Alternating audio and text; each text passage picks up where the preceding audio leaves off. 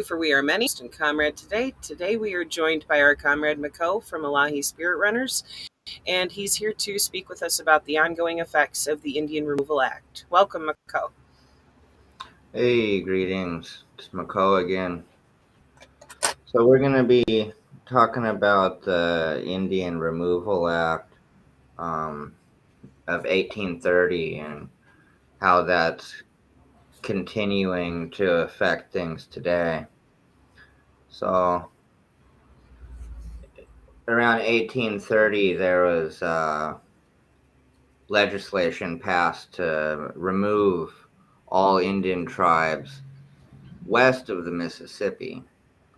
And so this affected tribes all the way from the north to the south. There is, like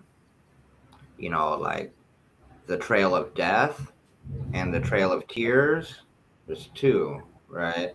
And so you had groups that were relocated to Kansas. Some of the Potawatomi groups were relocated to Kansas, and it affected the Seminole, the Cherokee, Creek, Choctaw. They were all moved west to Oklahoma. Some of the Potawatomi bands ended up going to Oklahoma eventually. And sometimes when tribes were forcibly removed, we would be put on land, and then the government would come back and say, "Hey, this land is too good. We found some kind of resource. We want you to move again." Right.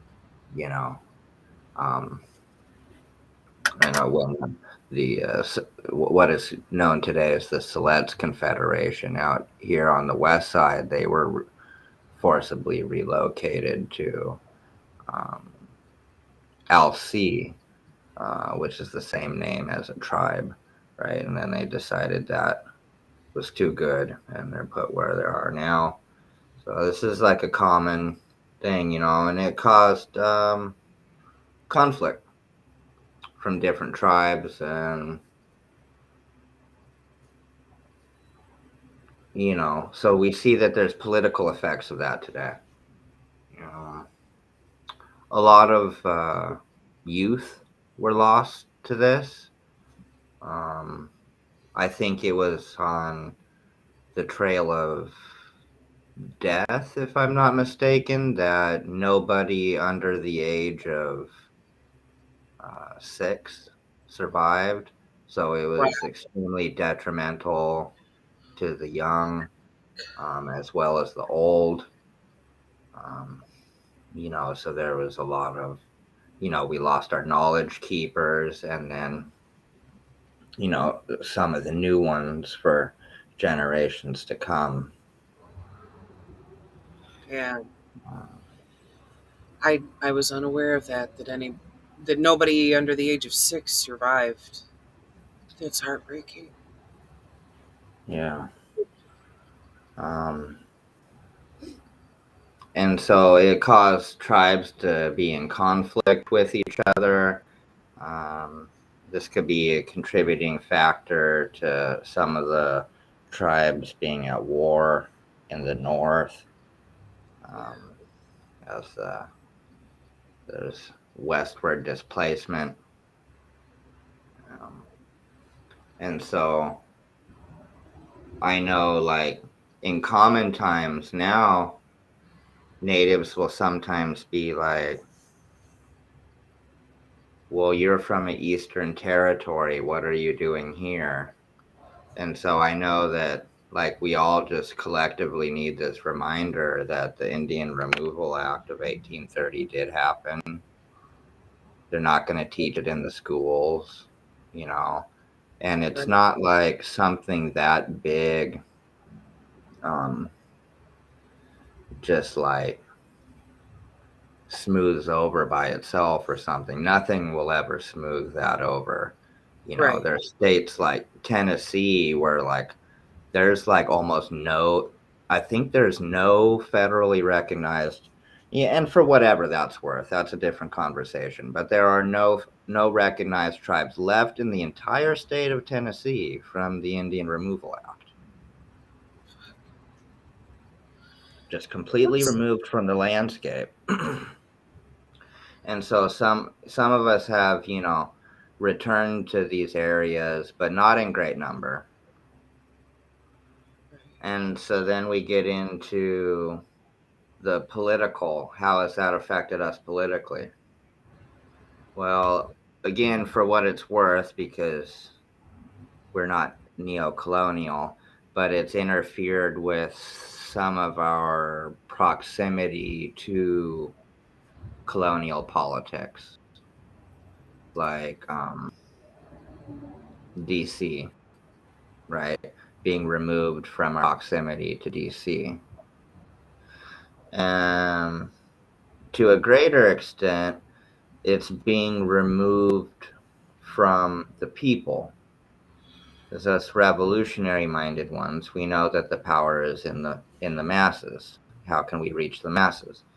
yeah, So if we're not present out there on the East Coast and organizing, with our own indigenous organizations, and it's easy, I think, for tribes or for non-natives to organize politically in a way where we don't exist. right. Um, Continuation of that erasure. yeah, But yeah, and this is the whole point why the media doesn't have us, doesn't portray us in the media, is they don't want to acknowledge an ongoing legacy of genocide. So this just fits up exactly with it. But organizing, I think it's easy for them to organize in the East, um, like we don't exist. And we always use that Garvey quote, right? Um, a people without power and authority are a people without respect. right. Nah. And we know land is power too. So there's kind of like a mocking to it, like where they're taunting us. And and then also another element of like obliviousness, and maybe even a little bit of what MLK called conscientious stupidity, willful ignorance and conscientious stupidity. Right. People keeping um, their blinders on. Like, I know you're trying to show me facts over here, but I don't want to fucking see them right. because I'm more comfortable there with those blinders on. Because acknowledging the past might mean, I don't know, losing some of your fake patriotic shit. You'll feel that patriotism leave your body when you fucking learn real American history of like this Oh, what sure. this, colonization has actually fucking done. And it, Right. to go so long without being acknowledged and have people still fighting against real history on Turtle Island being acknowledged, it's fucking befuddling, and it comes right back to that willful ignorance of them blinders. Right. You know, it's been a disallowment of self-determination on so many fucking levels. Yeah, yeah.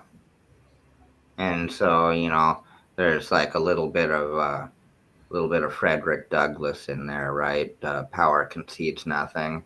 So it's a bit of indigenous folks needing to unite, which is why we've got these seven group rules that we're working in our program, to bring unity. Uh, Right.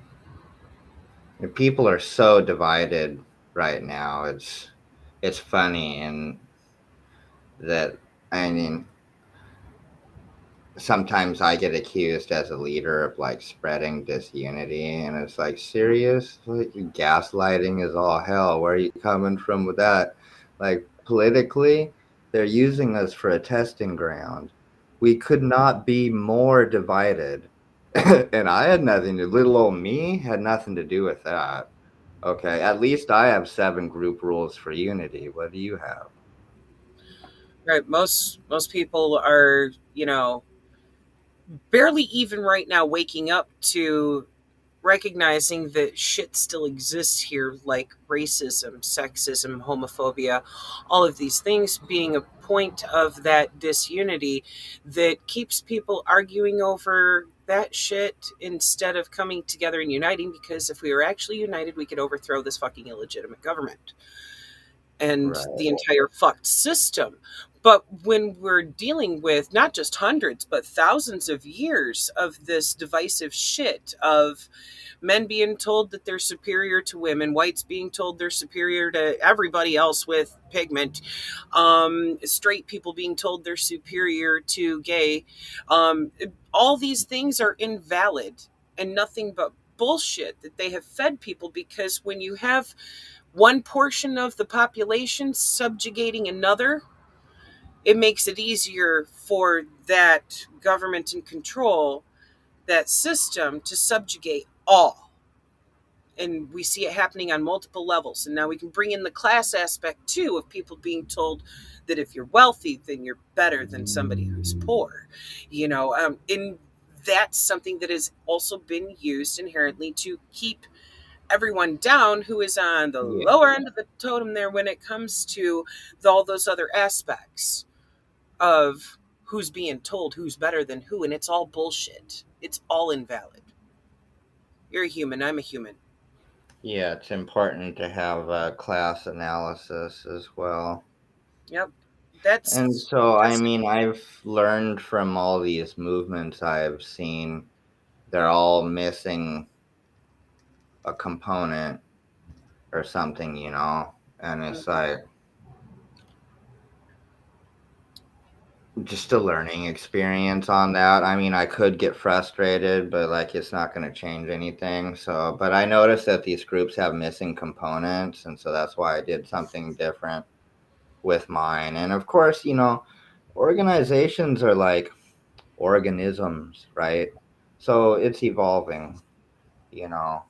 Um, but yeah, almost all of those things that you just mentioned were covered in the seven group rules, yeah. right? Anybody wants to look further, But yeah, so that's purely available our on. issue. And I've spoke with people, East Coast leaders, and I just like illustrated, and maybe you need to put up a poster, or you need a stencil, you need to do some street art or something that says this is all indigenous land, just for a constant reminder, so people in the East don't forget that. um and Sadly, then with the Removal Act, it pushed most indigenous tribes completely out of the area. There's parts of the East Coast that there's no indigenous left. yeah, There is no native presence. right. So I'm speaking to our so-called allies too. That would be a good one. If you're on the East Coast and you're thinking, how can I get my street art on? How can I do some stencils? Or, you might do something like that just to remind folks, hey, you're on stolen land. And when Yeah, I've talked to organizers, just to illustrate it, I said, you would be organizing differently if you were in between two Indian reservations and a city with a native population of 3,000 like I am. right. Your politic would look a lot different because of that pressure, that force of indigenous people still being present. You can't just co-opt us because we're the rightful stewards. Everyone's got some stewardship program. We're the rightful stewards. What are you doing? We're right here. Right? This goes back to like what you were saying before of things like the forestry, all of these organizations that are currently under an illegitimate government Right. need to be handed over to the tribes in the areas and you know have the tribal leadership be in charge of things like ensuring that our environment is fucking properly protected because sorry not sorry the EPA ain't really doing shit but protecting corporate interests. We need to actually protect the environment. We see too much when it comes to logging, oil drilling, Hmm. fracking, Hmm. stripping of minerals, things like that. And all of these have toxic processes to them that, are not only stripping the land, but then poisoning it too with byproducts. Um, Right. this is horrendous. This wouldn't be allowed if tribal leadership was actually running those things. Yeah, indigenous rule. Uh-huh. That's what we're pushing for. And we're made a resistance government, like a revolutionary government, because a lot of the tribal governments, they're sovereign only under the US, you know. And we talked before about land being held in federal trust Yeah, to the point that, with they mentioned don't before. really own it. They're every their behavior and everything has to be dictated by the Fed. And people tell me, that there's people taking action against them for just simple acts of trying to protect the water on the reservation. Right. So that's why we're stressing the element of buying the land back. Right. Um, Having true rights over that land and all of its resources. yeah, and so it's like some organizing needs to be done and building power to where we can have that proper influence back in the east, and land back in the east. Well, There's all across those the board. groups back there making decisions. If you're not, you know, Wampanoag or um, Pequot or Lenape, or if you're not from those people, Abenaki, Wabanaki, you shouldn't be setting up shop and organizing for power over us at the expense of us. And this is why I've always stressed the indigenous rule. And I said 3 years from now, everyone will be talking about indigenous rule. Maybe it sounds whatever. People are having a cognitive dissonance about it now, but they won't be 3 years from now. Okay. It's a matter of it being discussed more, you know, making people aware of what that is and what needs to happen. Um, It's a matter of power too. it's across the Because board, across the in the continent. West, we could talk about it until we were blue in the face, but it wasn't until we started going to these marches and insisting that we were going to lead, you know. That's what did it. It was a power play, or going to places where we were. I remember going to a meeting with Serge. Yeah, this is fun to talk about. Justice, because they don't show up for racial justice. And actually, white supremacists in the or Northwest, Stormfront and them were writing papers, basically saying like liberals were um, so doing white solidarity was what the term they called for it. And their explanation of white solidarity is when you are an all white organization and you exclude other races and only work with whites. And so they were applauding groups like showing up for racial justice for their white solidarity. which Whoa. I thought was ironic as all hell. I have a weird Right. Like, sense of humor. how are you gonna be an entire movement talking about racial justice and then be like, yeah, we throw some weight behind the white supremacists too? What? No, That's other way around. The white supremacists threw weight behind them. Oh, okay. Misheard that. But Yeah, even so, still, that's what?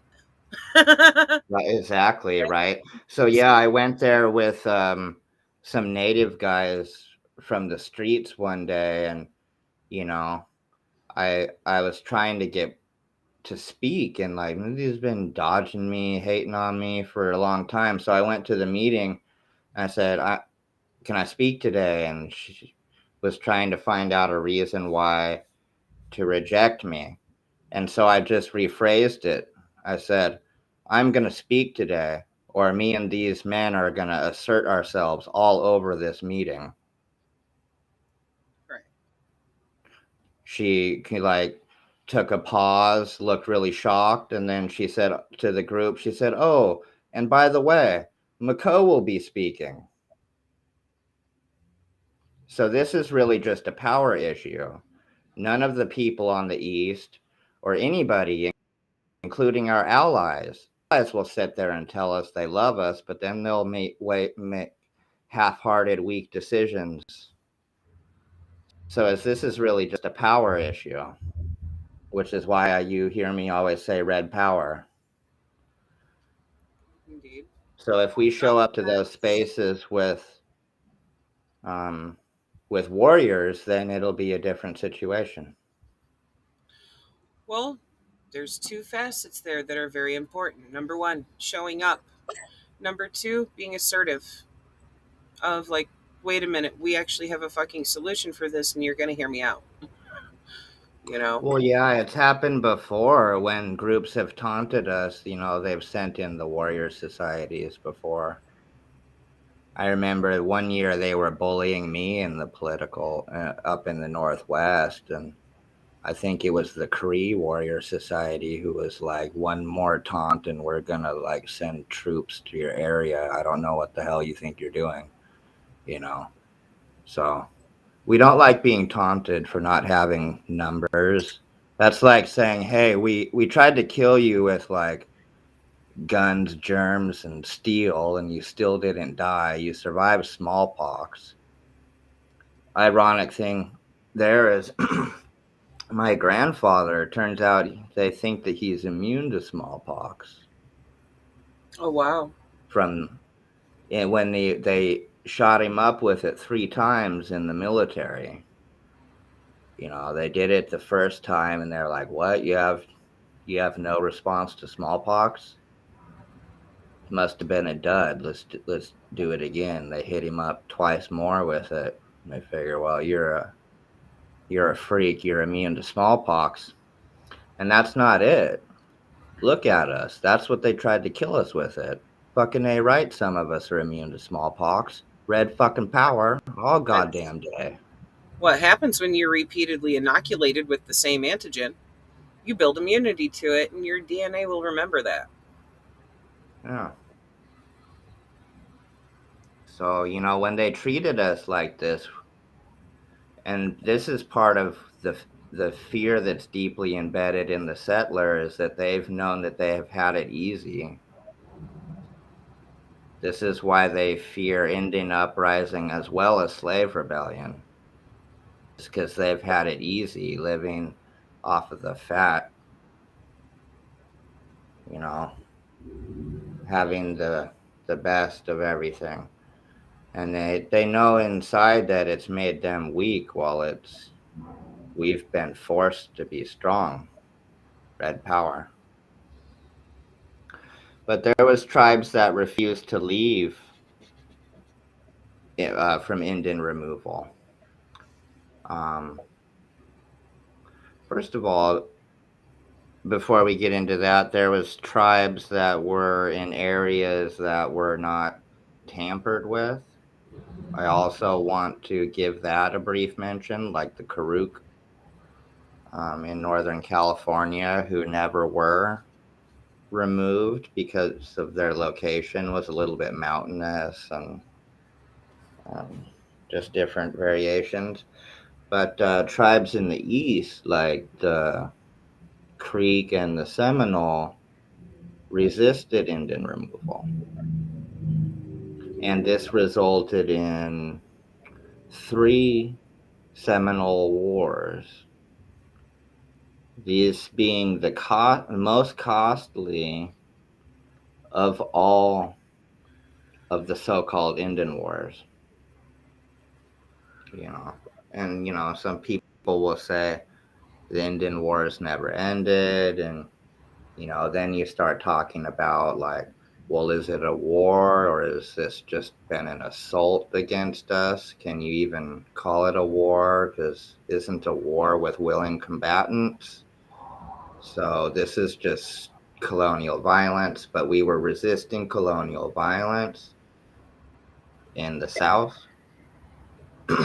Runaway slaves would finding refuge with Creek and Seminole peoples. And,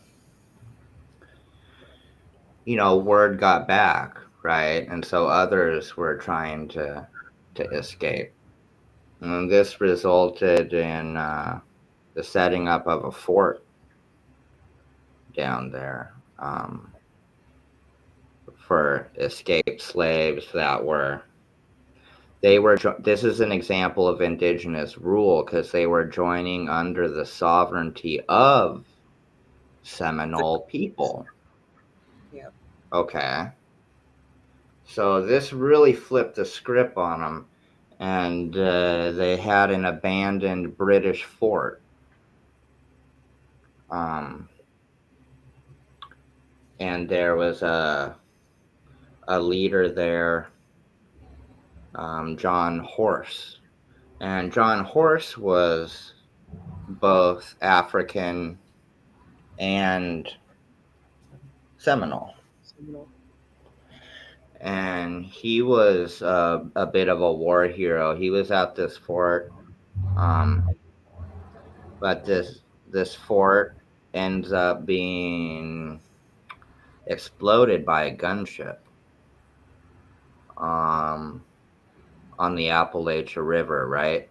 And so they just got a lucky shot and ignited the powder. But this didn't stop the Seminole Wars. As I said, there was three of them. And so some folks relocated to Oklahoma. John Horse and them relocated to Oklahoma, and then they were swindled out of their land to Oklahoma. John Horse had had enough. He migrated to Mexico and joined the Mexican army and proceeded to fight back against the oppressor with the help of the Mexican army, taking it to the U.S. for their treacherous ways. So you can look up John Horse. Then the U.S. Army goes into Seminole territory and they try to bribe people into leaving. And some of them took the money, and some more of them said, "No, we're not going to leave for anything whatsoever." A chief named Wildcat goes back to make his final stand in Seminole territory. And so this is a story of unity between African and indigenous peoples. Yeah. And they sent slave catchers, always sending slave catchers. These are the first police, FTP. Yeah. These are the first police. Let's go back. Let's look at the root. Where did this come from? You're Right. not really radical unless you go to the root. That's from the Latin, same Latin word for radish, the root. Okay. So they That's sent in something these I have had to pictures. educate a lot of people about too. Of like, excuse me, do you understand where the police began and why? What their Right, purpose was? They're still carrying that out. right.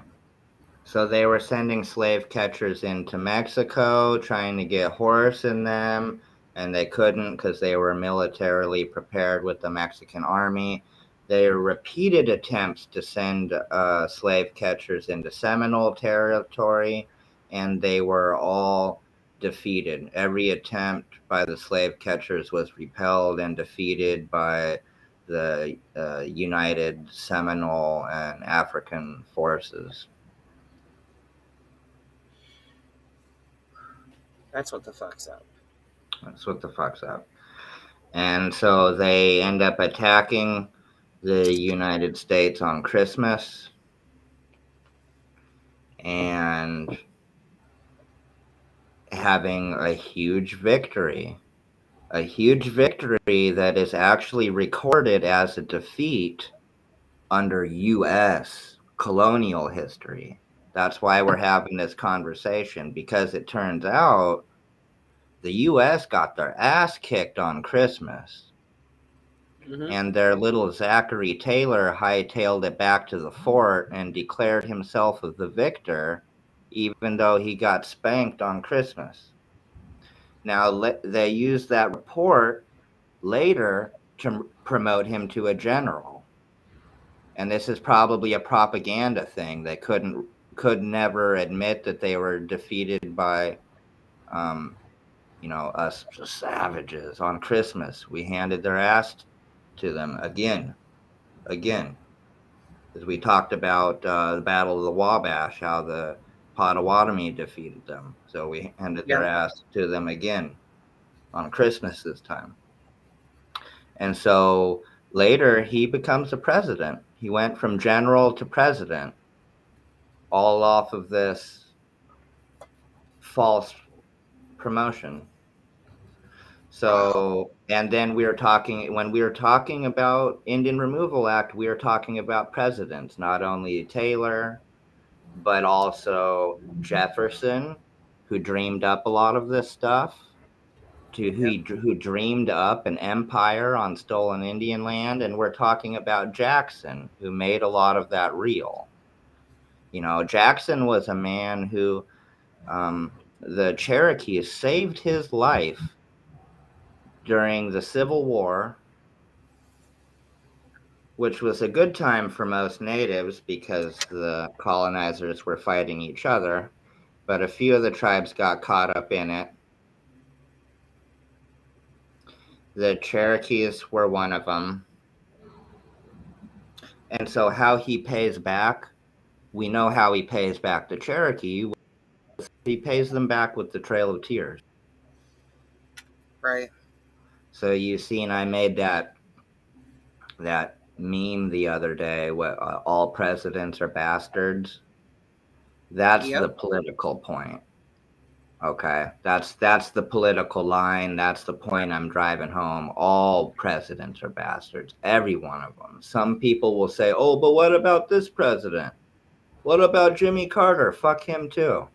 Oh, I don't need to drop too many f bombs, but yeah, f him It's too. all good. All of them.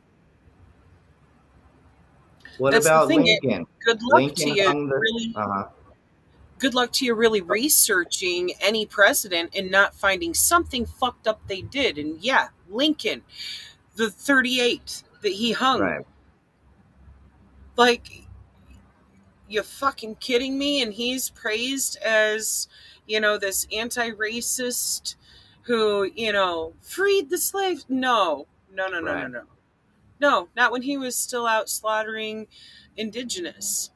Like, no. Not to mention, he'd even said that if he could end the war without freeing the slaves, he would do so. Mm-hmm. So, yeah, it's kind of like the all cops are bastards. Right. That's where I got it from. Yeah. Yeah. I'm just playing around with it. But yeah, I Right? really want to drive that home.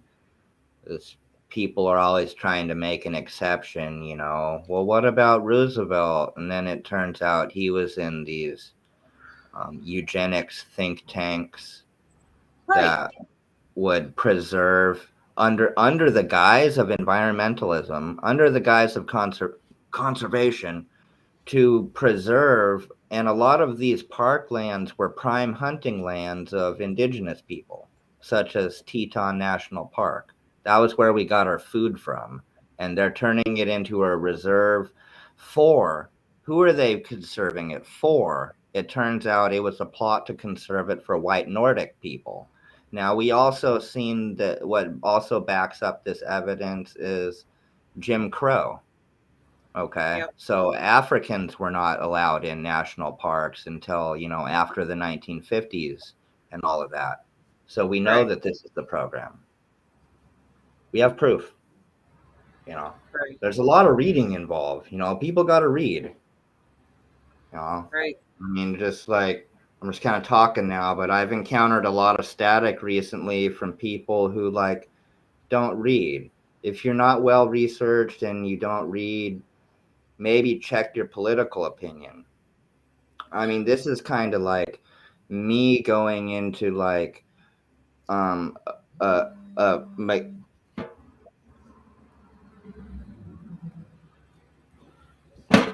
a mechanic's garage or something, saying that trying to tell people how to fix a car, even though I took engine rebuilding in high school and got a D or Right. something. Um, and then, but people have the audacity to tell me you know, how to do politics. Yeah. And Without reading up on them. Yeah, that's one thing I really am actually enjoying when it comes to the education stuff that we're doing, because it's opening some eyes to, people who don't read. Okay, then listen to us read this book, because to be fair, even when Rob and I started this, it was, we were quite liberal and didn't realize it. We were socialists. I'd already been Mhm. living in a very communist manner for a long time, but I didn't know all the ins and outs as far as the Red Scare propaganda and all of that. And a Yeah. lot of the stuff that we started reading was to be able to point out not just where they went right, but where they went wrong. Um, and we ended up just getting so further radicalized to the left, going, wait a Oh minute, yeah, yeah. I can agree with the majority of this. And wait, this Red Scare propaganda line that we were fucking hammered with in school is Oh yeah. nothing but bullshit of And disinformation. And you know that, the green scare too, right? what's that? I gotta go let someone in the door. I need like like 1 minute. But you know about the green scare too, right? Are you We'll talking talk about about weed? that next. Okay.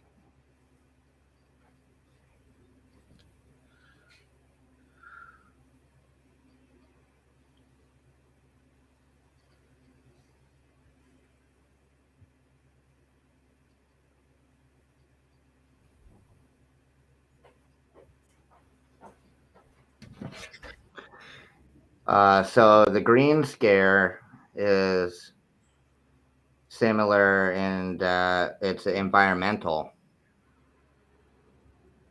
Okay. Okay. And so the top groups on that was like the Earth Liberation Front, Yeah. the Animal Liberation Front, and then you get down a little further and you see the American Indian movement coming in at number 7. And so this is a little more modern. This is more like in the 1990s. And it's the new threat is environmental, because it's most likely factor to interfere with the dollar. Oh, wow. Fuck the dollar. That is a man made framework. Uh, what about fucking reality that if this planet goes to shit, we don't survive? Nothing.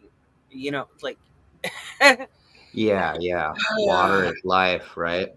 We kept right. trying to tell them water is life. They still don't want to hear They still don't get it. They're it. perplexed. Like, what do you mean? And I'm like, fucker, your body is almost all water. you know, Yeah. like, um, I don't understand how people can again wear those fucking blinders, actively choosing ignorance. And it's like, excuse me, wake up. Let me burst your bubble here because you know, to form an opinion on something again without reading up on it, without researching it, without actually learning every facet of it, how can you form an opinion and have a perspective, especially one that you vote by? You know, that's one thing that pisses me off about the piss poor education that happens here because people are denied real access to knowledge, whether it be history, the environment, um, all of these things. Like we are kept in this state of ignorance in many cases due to a educational lottery where if you have an area you live in that has high tax rates for the property value, you're going to get a good fucking education. But if you live somewhere that has low tax value on the properties, you're going to get a shit piss poor education. And in all of the above, most of the stuff that is actually true and real to history and to science, you won't even find out until you get into college if you go to Mm, college. And that again is behind a fucking paywall. You know, they're intentionally setting up the system to limit people's knowledge and therefore mm, limit your perspective, limit your creative thought process to be able to properly analyze things mm. and limit your awareness and then keep you busy in that fucking work to fucking justify your existence so you don't notice all the fuckery. Right, right. Education, knowledge, that's power. And that should never be behind a paywall. That's why we do this. So people can learn and open their eyes. And we're learning right along with them as we dive into new materials that we find and Right. stuff. You know, um, we're all learning together. So, like, even when it comes to people who want to be allies and aren't quite fucking there yet, that's an educational moment. That's a teaching moment that we can go, wait a minute, I have some resources for you. Look Yeah. into this. Look into this. Yeah. You know, um, And I that's think this I hope that this speaks to settlers of color, that they see this lesson with the Seminole and want to join up under indigenous rule, sovereignty under indigenous rule, because we fought off the slave catchers every time that they went down there.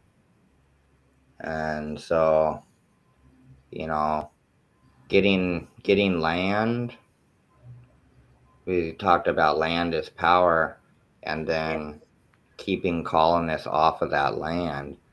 Some people are saying, like, Mako, like, your take on land back is that you want to buy it back.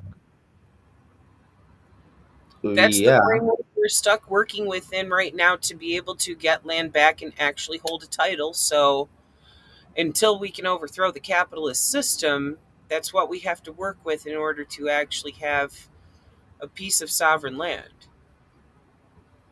right. Yeah, and I've probably shared this with For We Are Many before, but I learned this from my grandfather because he had observed me like trying to protect different areas, Vision Quest sites and stuff. Yeah. Up here, we have a lot of logging, and if you can just sometimes be present in those areas they can't cut, or they have to run you out of the woods first before they can cut, kind of thing. But he was like, "Hey, you don't have the deed." So I was like, "Oh, dang, he's right." I hated that answer, right? But so I Right. started thinking about it, and I was like, well, he's right. And we see it, like the Mohawks stand on the tracks, and they send in the police to get them off the tracks. Right. But if you own your own land, then you can physically defend it. Right. Then it becomes something else. Probably something they don't want to deal with because of 2A, the Second Amendment. Down here, anyway, they probably don't. My guess is they don't want to find out. You know.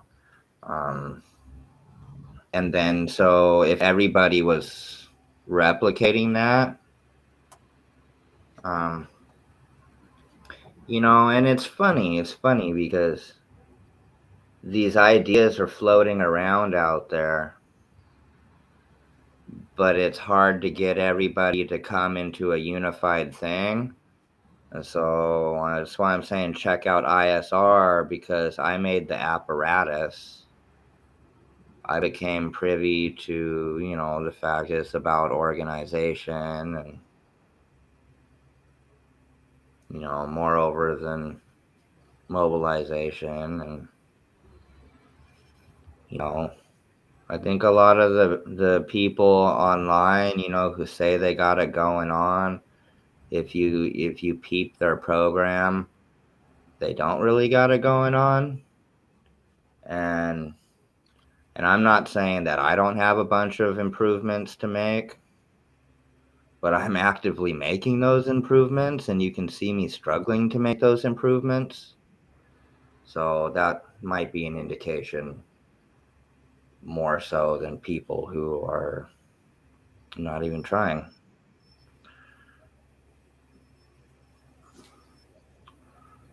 But yeah, Indian Removal Act. We got to assert power in the East. Well, across the entire continent. And anybody who would like to help contribute to that, I just put Debbie's Cash App tag up here. Debbie is the treasurer for Illahee Spirit Runners. So if you would like to donate towards buying land back, that's where to send it. Just put a note there on that you're sending that for land back fund. Right. And we're recruiting all the way from Canada to Mexico. International people, you can join some of our committees. So just come ask me and I'll explain it to you. Yeah. You So, can in also effect, we're an international organization. I do want to clarify that because some people think we're still regional. And we just went big. right. I got cyber attacked again, and I made a commitment with ISR that every time I get cyber attacked or something, that we're going to come back bigger. Every time they try to hack me down, we're going to grow bigger. Kind of like, I don't know, you used to play those video games and you like hack like a slime monster, and the slime monster will like fracture into 16 slime monsters and grow and come back at your ass. That's Yeah. ISR. Fuck around and find out. So yeah, I just realized being regional was way too small, and another leader who was antagonistic with me one time, he was, because the truth is the truth, but he was like, "Hey, Mako, if you're all that, how come you haven't built an international organization yet?" So Did now that I one hit have. home like let's expand? Because that's the So, thing. It really is going to take a global revolution. We have comrades the world over who are right, fighting the same fight. You right, know, look at what's still happening in Australia. Look at what's still right. happening in South Africa. Okay. The And I same hope, the the same same fight. thing, right? And so, yeah, I hope people at home see that too. That's kind of been the thing. It's like,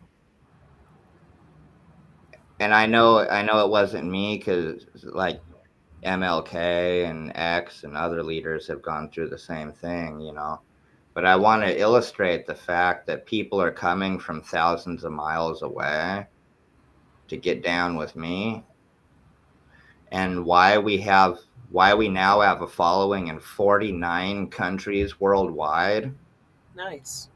and people Oh, at yeah. home act like they don't know me. Well, that's willful ignorance. So I'm going to try to be patient and ask you to get down with the program one more time.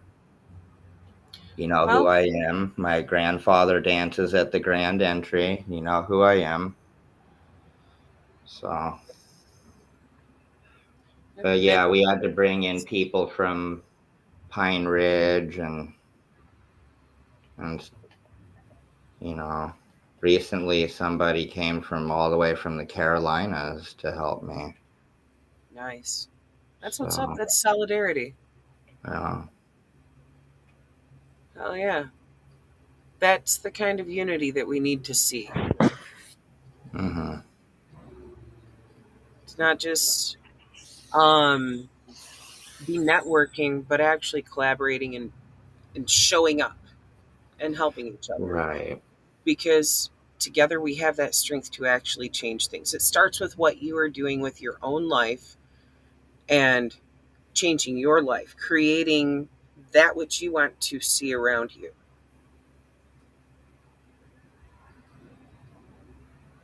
Yeah, and so we've got leadership positions available too, so we can, set up everywhere. And it's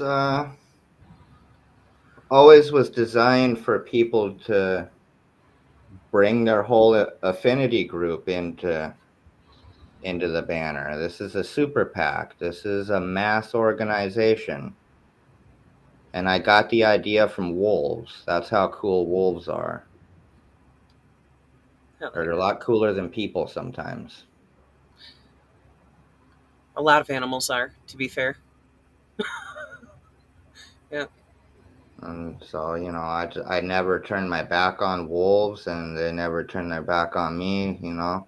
And so I was able to learn some things. And people probably try to copy almost everything I do. But hey, you heard it here first. Just remember who come up with this. The wolves told Mako, and Mako told you. ISR, because I'm tired of people just hinting at it or beating around the bush. Here it is. ISR is a super PAC. Okay? That means you get your whole warrior society, your whole family, your whole school, your whole neighborhood, your whole warrior society, and you join us. Okay? That unity is the strength that we actually need to create that change. That Right. solidarity, that is what we need. And That so comes we've down developed, to educating and radicalizing those around us. right, with an apparatus, building an apparatus that can hold its own against white supremacy.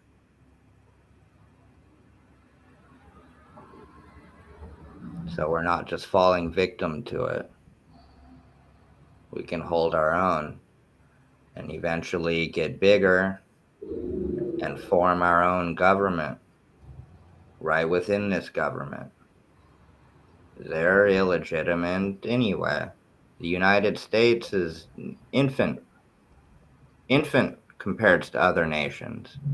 They're barely 200 years old. Infant. Look how quickly they ran their course. And a great leader named John Tecumseh, Chief John Yeah. of the Rogue River bands out here, the Salmon Nations. He had the audacity to tell these colonists to their face. He said, everybody thinks your system is so good right now, but we'll see how good it is 250 years from now. And look, And now look it's at it. devouring itself. It's devouring itself. It's been a bad virus. It went and, overdrained its host. Yeah. And so fighting against Indian Removal Act ended up getting Chief John sent to Alcatraz because he kept plotting rebellions and he wouldn't stay on the reservation. And so he was one of the leaders that were actually sent to Alcatraz.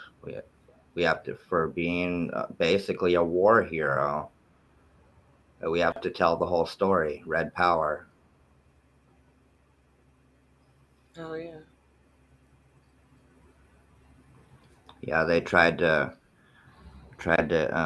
wipe them out over here, and Chief John only had like 38 loyalists left, and he knew he couldn't take the army in a full battle, so he evaded them, especially because he knew that chiefs like Sitting Bull had lost, and then um, they had chased Joseph all the way to Canada and stuff.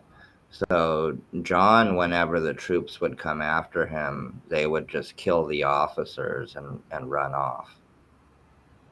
So it was like guerrilla warfare tactics. Right. Nobody was better at guerrilla warfare than the indigenous people. That's part of why they fear us. Right. And we know the That's land.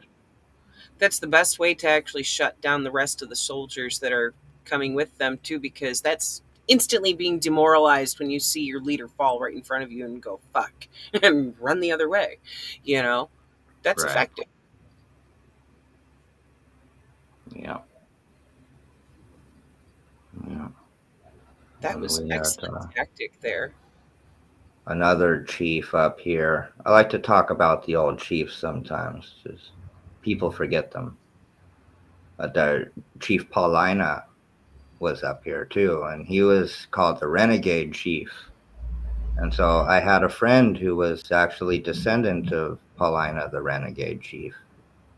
And he ended up dying young from diabetes and other health problems. It's just amazing, just to be like involved in that to where you actually know the descendants of these people. But similar story where he only had like 40 loyalists left, and by then all the other Paiute bands hated him and wanted him to surrender and thought he was just making life hard because he continued to not come in and resist. And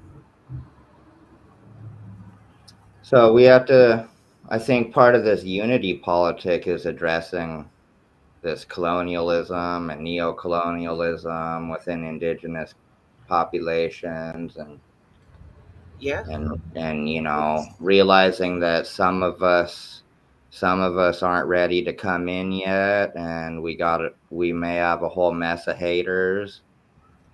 And if you're observing that from the outside, nothing has changed since Chief Paulina. Um, we're 1.3% of the population if you don't count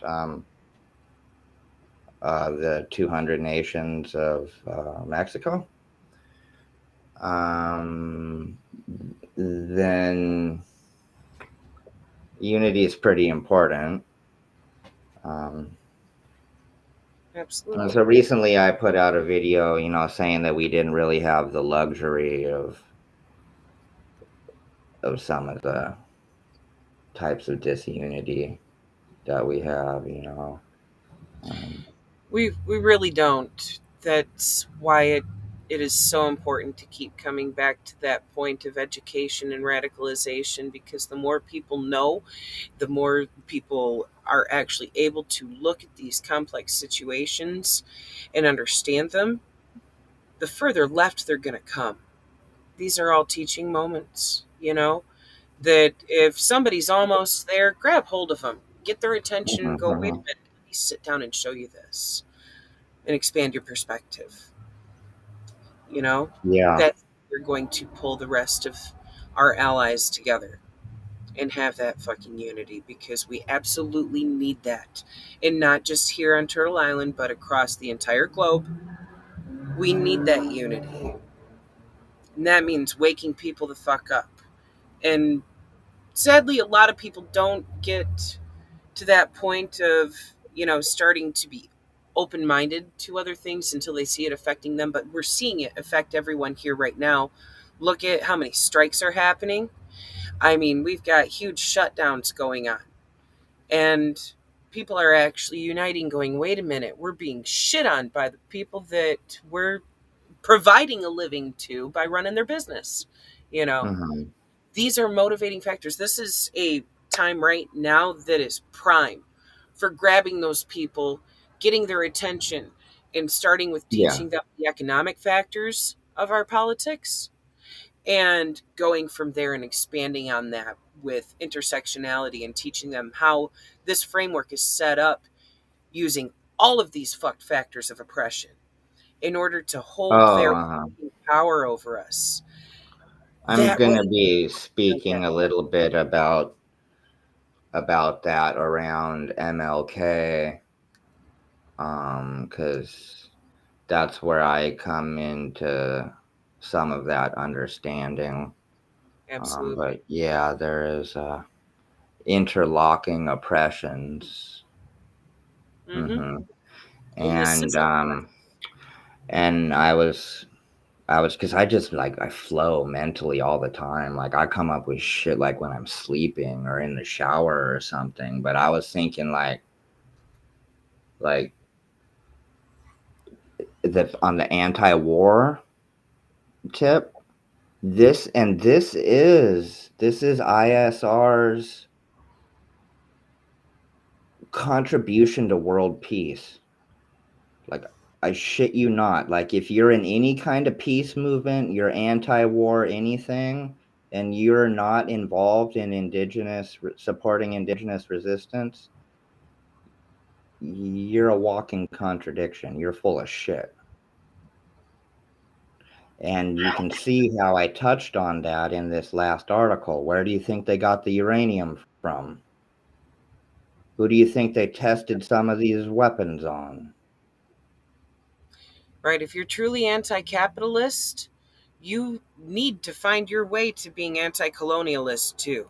And that's going to take some more reading up on things to understand all of these dynamics and how they are interlaced. Yeah, Because it's it's inherently fucked and was created to be that way. And it does not benefit the majority. It benefits the hands of a small few. right.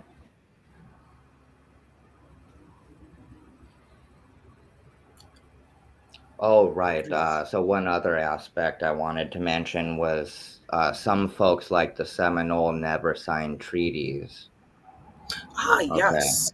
Yes. So when I'm calling out the government or these agencies as illegitimate, like I mean it, you know. They're not sure quite how the story goes about Osceola, and because some people say that they asked him to sign a treaty and he put his knife and stabbed all the way through it. Mhm. Other historians say no, I don't think he got close enough to stab it all the way. And I heard another depiction saying they actually got the copy of the treaty and found a slash mark on it. But there may be some element of truth there where Osceola, when they asked him to sign the treaty, he tried to take a knife to it. So that means hell no. Right. That means hell no. A lot of people are talking about,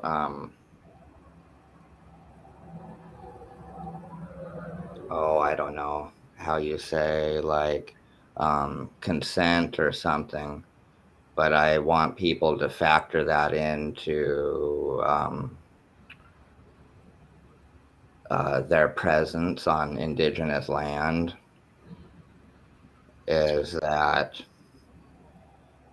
um, most people are just not invited here, and that might, I don't know, for other other young indigenous leaders coming up, like I wish you would contact me to join ISR, but even if you don't, I ain't gonna hate on you. Do your thing. I've seen too many elders and stuff just hated on me my whole career, so I'm not gonna do the same to you. But one tip that you might try in your area, especially if you're near your homeland, which here's the thing. All these people trying to claim, well, this is my homeland exactly. Not quite. Not quite. Because almost every tribe was relocated in some fashion. Right. Some further than others, but still relocated all the same. Like some of these coastal bands were moved further up the coast, 1 or 200 miles, but they were still relocated. So anybody kind of claiming like, well, this is mine is like, there's something about being indigenous that you're still trying to struggle to figure out there. Um, and we're also, this is why we're revisiting the Indian Removal Act. Um, and that it's not those tribes who are displaced to blame. And that's not the way to like jockey with them for political power, especially if it's the result of some inferiority complex, like inner psychological turmoil. Just save that. Just save that. Um, but not to struggle with them and to actually realize that this is the cause of colonialism. Like, hello, the Indian Removal Act happened. Can we just acknowledge that for 1 minute here? Right. Because once again, not getting taught about that in school. Mm-mm. Not anything that would make you question that idea of American exceptionalism. And then, we was made to fight in the white man's wars, because up until, when did they finally get rid of the draft? Seems like it might have been the 90s. Don't quote me. Um, was it before or after Desert Shield? Or was it Vietnam? But anyway, point being, we don't have a draft anymore. And so back then, they was making us fight in all the wars. I Right. had an uncle in every one of these damn wars. Okay. Sent all over the world, New Guinea, West Coast, you know, everywhere. So I had a great uncle who was stationed in a World War II base on the West Coast here. I guess looking out for Japanese that might invade, right? Right. Called Adair Village, which is not far from where I live now. So we want to talk about how people got here or jobs. Let's look at capitalism. There was a time when in the plains, and do your research. Don't just hear it from me. Go back and do your research. There was a point in time where there wasn't a lot of jobs in the Dakotas and whatnot. A lot of people come out west for jobs, construction and whatnot. So there was a westward displacement, and all of this is the ongoing effects of the Indian Removal Act.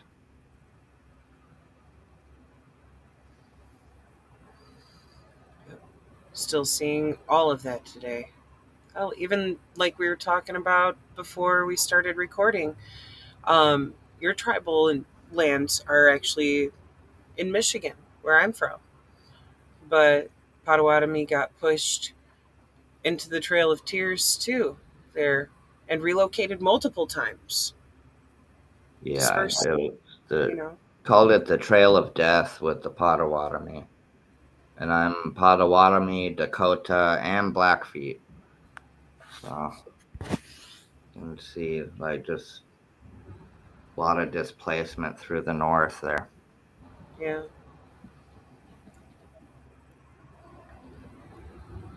The most fertile The lands taken.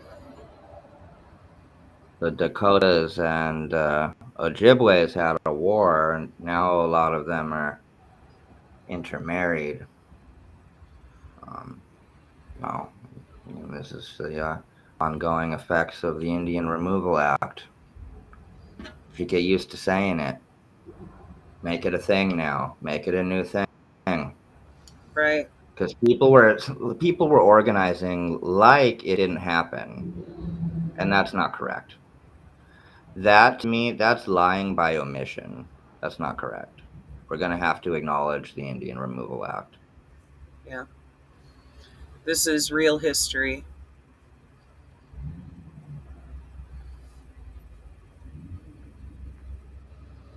It's about fucking time people started waking up to what's really happened here, because this whole American exceptionalism bullshit that lies to you about what's happened tries to lie by omission sometimes, tries to flat out lie by telling false stories, and others, it didn't do you no favors. That's the system trying to keep you willfully fucking ignorant, you know? It's time people wake the fuck up and see just how damaging and harmful this entire system has been to the people, to the land. It's exploitative.